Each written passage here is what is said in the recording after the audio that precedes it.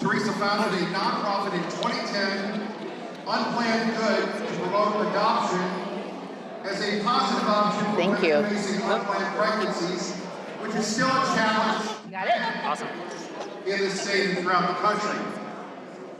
Today, Teresa is the executive director of Unplanned Good, and a few weeks ago published another book that we can all agree on, Pro-Family, Pro-Adoption, A Christian's Guide to Unplanned Pregnancy Options. Her books will be available for purchase in the lobby following the dinner. Teresa believes God has blessed her life and put her on a deliberate path to bring adoption out of the darkness and into the light. Because in the past, adoption, as we all know, was often in the shadows, the forgotten option, which Teresa will talk about tonight. Please join me in a warm Idaho Chooses Life welcome to Teresa Markroft.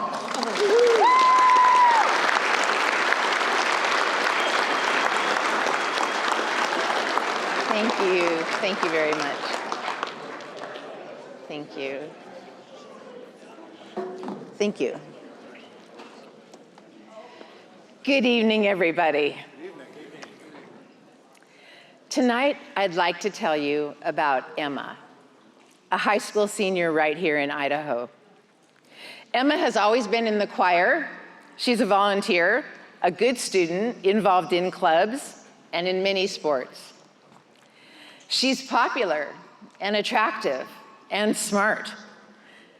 So last year, the captain of the football team, Jacob, also the coolest guy in class, started paying attention to her.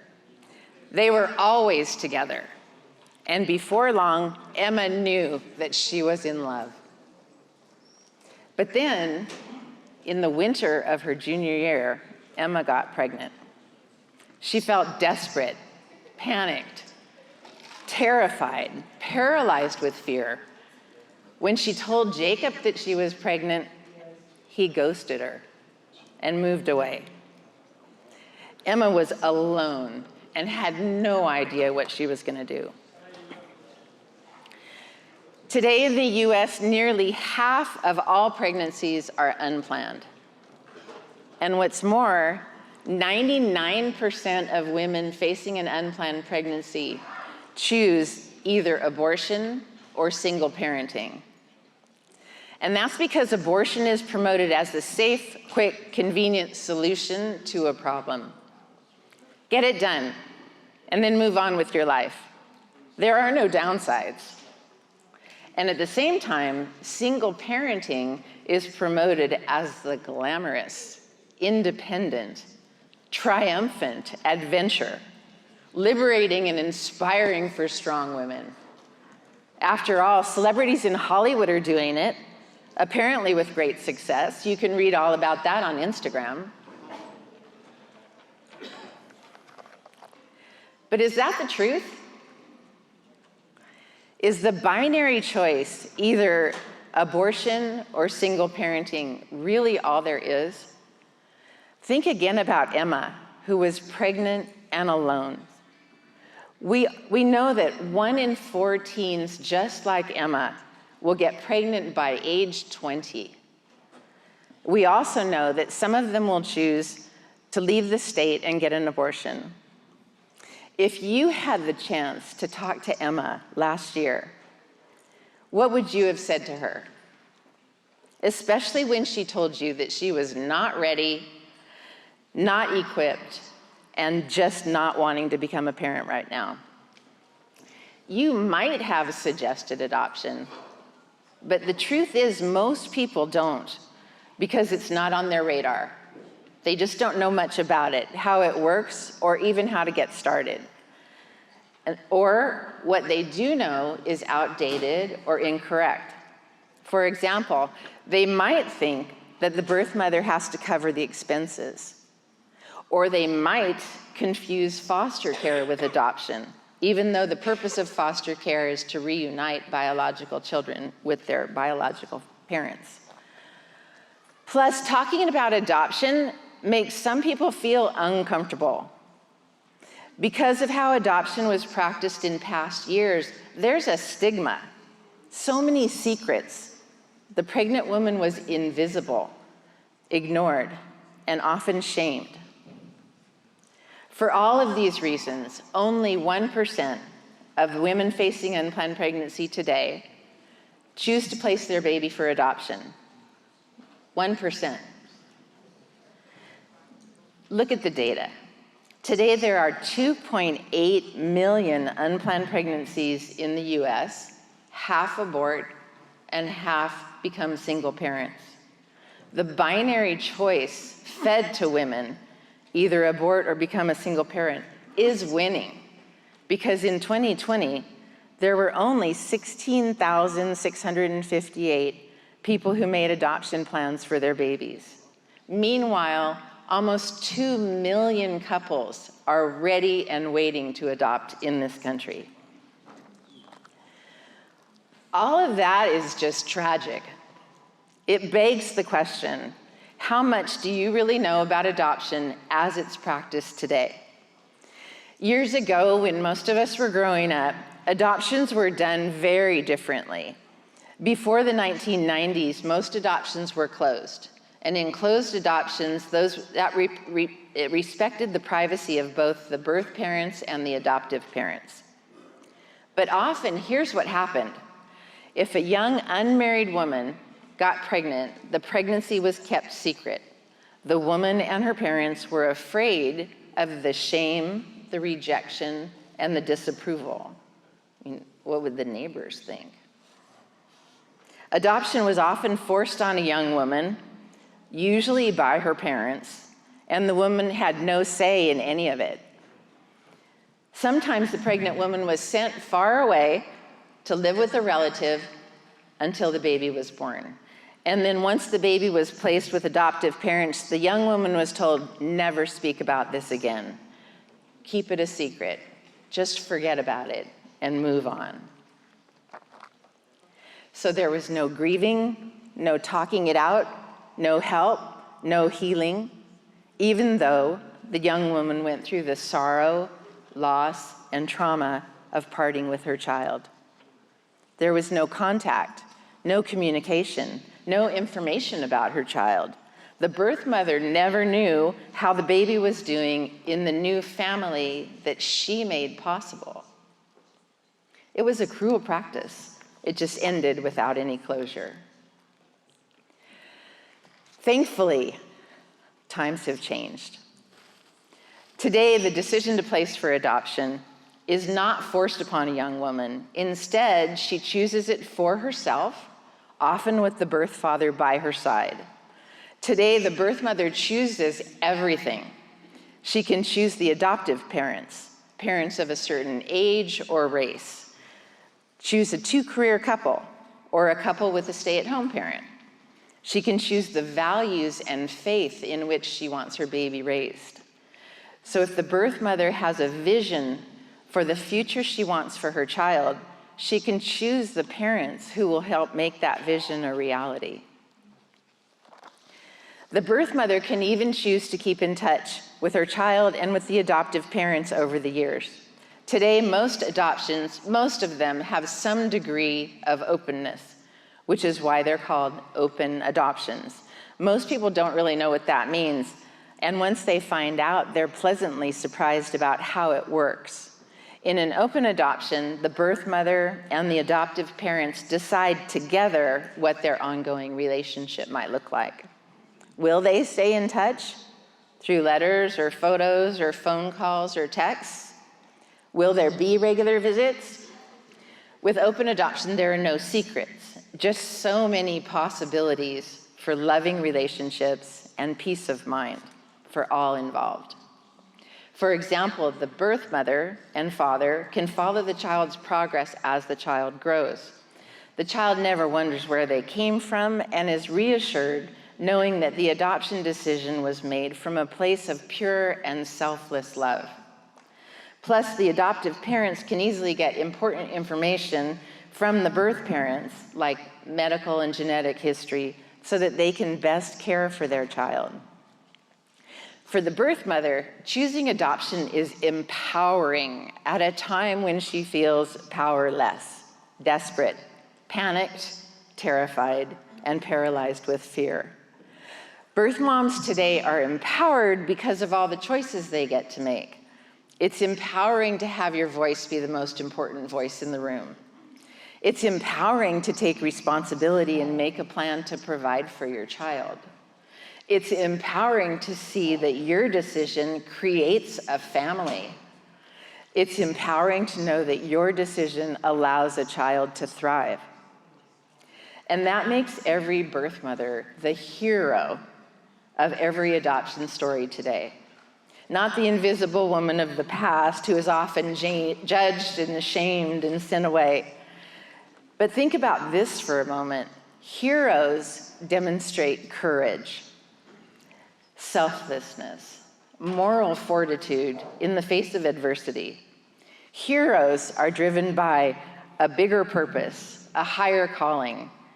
And heroes go above and beyond the expectations of society to make a positive impact, an extraordinary impact on the lives of others. Which is why hero is a fitting title for every birth mother who puts the needs of the child far above her own. A birth mother is determined, brave, compassionate, humble, resourceful, and resilient. The birth mother loves her baby so much that she chooses to make an adoption plan knowing that the adoptive parents will provide for her child better than she can at this point in her life. Birth mothers are heroes because adoption is hard. If you talk with any birth mother, she will tell you that adoption was the hardest decision of her life, but one that she knew with all her heart was right. It's hard knowing that you'll bring a baby into the world and then hand the child over to another family. It's hard physically, inconvenient to carry a baby for 9 months, and then painful to go through the hours of labor and delivery. It's hard emotionally. The pain is intense, the grief is deep, you cry and sob for the child that you willingly lose to adoption, and then you feel empty inside. It's hard to heal. There's a roller coaster of emotions, intense highs and lows, uncertainty, anticipation, sorrow, relief, accomplishment, comfort. Because adoption is so hard, birth mothers should be respected and celebrated, loved and supported always. Although birth mothers will tell you that adoption is hard, they will also tell you that adoption is amazing. As time goes on, birth mothers will tell you that placing their child for adoption was the best decision they ever made and the proudest and greatest accomplishment of their lives. Birth mothers who choose adoption feel rewarded seeing their baby in a happy, stable family and grateful for the chance to remain a part of their child's life. The relationships they make are lasting, and the satisfaction is real. I know all of this because my family experienced the beauty of open adoption. After a career in marketing in my 20s and 30s, I was ready to settle down, finally, and get married, start a family. So I started dating pretty seriously, met and married my husband, Dave. For years, we struggled to start a family, but then we met Dee, the woman who chose my husband and me to parent her baby 24 years ago. Dee got pregnant during her senior year of high school and decided to make an adoption plan with the support and encouragement of her mother. After looking through stacks of profiles of hopeful adoptive couples, Dee chose us for 3 reasons. We both had careers, but no kids yet. We both had a strong Christian faith, and we could provide her baby with a whole lot of cousins. For that, we were very well equipped since my 6 siblings had 16 kids by then. a built-in tribe of cousins. Since then, our experience has been a beautiful one, starting with Dee's first ultrasound appointment, the day that we met our daughter, Sydney, in 2D, black and white. Dee allowed us to participate in her pregnancy, join her for doctor's appointments and Lamaze classes, and even be there for Sydney's birth on August 18th of 1999. Whatever Dee asked for, our answer was always yes. Keep in touch, Dee said. Send photos every 2 months at least. Make sure Sydney gets to know her cousins. I am forever grateful to Sydney's birth mom, Dee, because she made me a mom. And being Sydney's mom has been the greatest honor of my life. This morning, my daughter, Sydney Harris, took a day off work, left her home in San Diego, and flew up to Boise because she wanted to support this event. And I'd love for you to meet her. Sydney, would you stand up?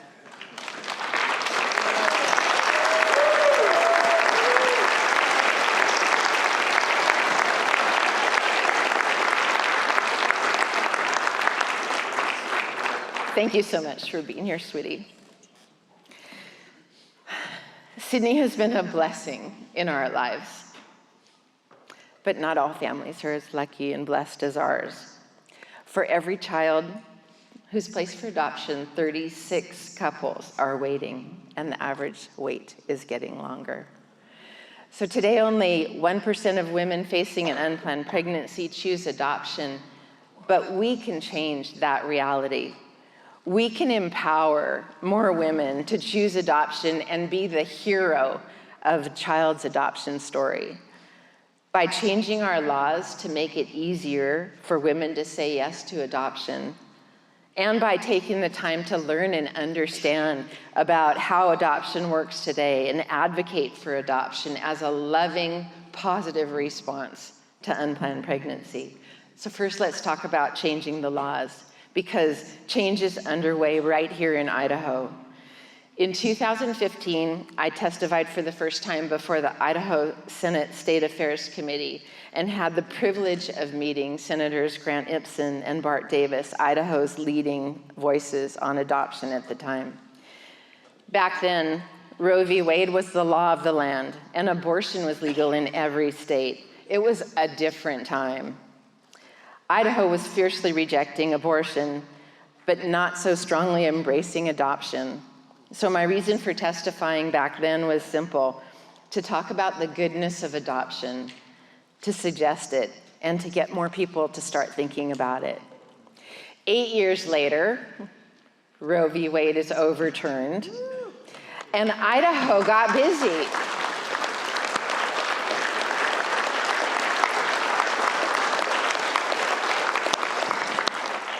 Idaho said no to abortion, and yes to doing something positive for women facing unplanned pregnancy. Tonight, I am thrilled to tell you about the Birth Mother Care Act, a new bill going to the state legislature in January. This bill provides much needed awareness about adoption. It removes obstacles that make adoption harder and advocates for birth moms, the heroes who choose to make an adoption plan. I am so grateful to the Lieutenant Governor Scott Bedke, sir, for your friendship and for your wise counsel early on. And I also want to say a special thanks to David Ripley for your steadfast dedication to life. And a few others to Senator Julie Van Orden, who's been reminding us all that we're only 1 degree of separation away from the adoption story of our life. To Senate President Pro Tem Chuck Winder, with his empathy and heart for adoption. To Superintendent of Education Debbie Critchfield, with her firm conviction that we must talk with teens about adoption while they're still in school. And to Mary Lou Molitor, Scott Bedke's right hand, and to many other of my new friends at the state capitol for their tender hearts and unfailing leadership on this issue. All of you and many others here in Idaho agree that we should honor birth mothers for choosing adoption, choosing life, choosing parents, by making it easier for them to place a baby for adoption, smoothing their path however we can, and pushing for more support, like the one-on-one counseling both before and after placement. With this legislation, we would be on our way to taking better care of women who choose this very difficult journey. Think about the possibilities. The Idaho Birth Mother Care Act could become the model for every other state in the USA. And that would be such a point of pride for Idaho. And here's what's also true. It's not the legislative changes that will get more people to look beyond the binary choice of abortion and single parenting and see adoption as an option. Instead, it's us. If all of us could better understand adoption today, we would be better equipped to encourage women to choose it as a loving, positive response to unplanned pregnancy. It's important because unplanned pregnancy does touch your life.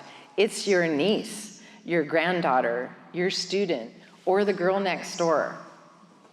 Each of you can make a difference in your communities and in your own families if you decide not only to be pro-life, but also to be pro-adoption. That means knowing how to advocate for adoption as the healthiest choice in the long term for women facing unplanned pregnancy, but not yet ready to parent. So here's a question. Do you know the truth about the effects of the current binary choice, abortion and single parenting, in the long term? So let's talk about that. What can happen to women long term who choose abortion? What are the impacts? First, a woman's mental health is affected. Women who choose abortion are at greater risk for depression, anxiety, substance abuse, and suicide. For years ago, I was at a retreat for women who had experienced pregnancy loss, and I saw women in their 70s and 80s sobbing as they shared stories about their abortion. They were still grieving that decision so many decades later. Second, a woman who chooses abortion has a higher risk for very preterm births in any future pregnancy. Very preterm births, meaning babies that weigh about 3 pounds or less, need neonatal intensive care to survive, and many do not. Each year, 1 million preterm babies of post-abortive women die. If preterm babies do survive, they often have complications like cerebral palsy, impaired hearing, and vision. Third, a woman who chooses abortion has a higher risk for breast cancer later in life because changes that happen in the breast during pregnancy, ending a pregnancy early before 32 weeks, puts women at risk. So when you consider all of these effects, the physical and mental health on women in the long term who choose abortion, it's worrisome, it's dangerous, and potentially life-threatening. And what about women who choose single parenting? They too face challenges in the long term, because the majority of single moms today are not the wealthy Hollywood stars with lucrative careers and flaunting single motherhood on Instagram. Instead, the majority of single moms today parent without a partner, without an education, and without a career. And that's why so many single moms struggle. Look at the data. Nearly 1/3 of single moms live in poverty, are food insecure, and spend more than half of their income on housing. 40% of single moms have jobs with low wages and no paid leave. And 27% of single moms struggle to afford shelter, and some become homeless. Children of single moms often struggle as well. 85% of children with behavioral disorders and 90% of youth who run away come from homes without a father. Women facing unplanned pregnancy need to know these long-term effects of the current binary choice between abortion and single parenting, but often they do not. If you know the facts, though, and you know how to advocate for adoption as the healthiest choice in the long term for women facing unplanned pregnancy, you can change the conversation in your communities and in your own families if you take the right approach. A few minutes ago, I told you about Emma, the high schooler who faced an unplanned pregnancy last year. What if Emma were your niece, or the daughter of your best friend, or your own granddaughter or daughter? Many times our first response is emotional and unchecked. We look back, we make assumptions, we judge, we shame. But shame on us if shaming a woman facing unplanned pregnancy is our first response, since shame is not productive. So what's a better approach for counseling a young woman facing unplanned pregnancy? First, take a breath. Acknowledge that she feels desperate, panicked, terrified, and paralyzed with fear. Let go of the past and instead start with today. Embrace her without judgment, without shame, and instead show compassion and love. Be supportive so she's open to listening, and then you can talk about where to go from there. Second, ask her to consider her health, what to expect from the long-term binary choice, the physical and mental toll that abortion takes, and the challenges of single parenting as well. And at the same time, tell her what to expect in the long term from adoption, what's hard about it, and what's really amazing about it. Third, focus on the future. While there is no easy solution to unplanned pregnancy, it's good for a woman to know that in the long term, adoption is better for her health, better for her child, and better for the couple that she'll choose, who will be honored and forever blessed to become parents and receive the miraculous gift of family. Make no mistake, young women facing unplanned pregnancy aren't considering adoption because people like us, the parents and grandparents, the aunts and uncles, the mentors, teachers, and pastors in their lives don't know enough about it. We're not suggesting it. And if adults like us don't suggest it, young women will not consider it. That's why all of us need to unite around a new cause and not only be pro-life, but be pro-adoption. Beginning tonight, let's get educated about adoption. The more we learn and talk about adoption, the more we can erase that awful stigma of the secret forced adoptions of years past. The more we can improve and save the long-term health of so many women, and the more we can see babies born and new families created. Beginning tonight, let's reject that binary choice and normalize the idea that adoption today is a loving, positive response and the healthiest choice in the long term. So tonight, I'd like to leave you with 3 questions. When a woman you love suddenly faces an unplanned pregnancy and seeks your advice, will you be ready to advise her? If she's listening to the current culture, considering only the binary choice, will you remain silent? Or will you stand up for adoption as the healthiest choice in the long term when women face an unplanned pregnancy? Because the information you share and the suggestions you make can not only save lives, but can also create new families. Thank you.